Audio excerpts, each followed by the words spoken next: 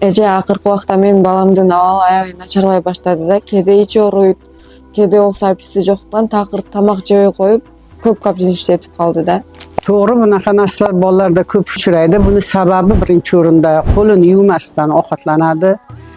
Ko'chada hozir tayyor mahsulotlar ko'p, fast foodlar ko'p. O'shalar yaxshi pishirilmasdan chala pishirilib yeyiladi.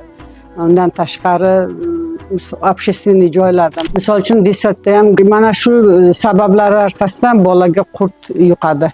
Bolani organizmi nozik bo'lganligi uchun organizm qurtga qarshi kurasha olmaydi.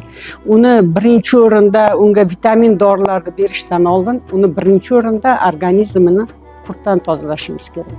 Biz bolalarni qurtdan tozalash uchun o'zimizda avtorskiy kursimiz bor. Biz o'zimiz bolalarni yaxshi tekshirib ko'rib turib, apparatimiz bor. Organizmni qurtdan tozalovchi apparatlar yordamida ishlaymiz. O'zimiz klizma ishlatmaymiz, sok beramiz. Sok o'zimiz tayyorlagan maxsus sok orqali og'iz bo'shlig'i bilan ichirganda ichaklarni tozalab, pryamoy qishka orqali tushib ketadi.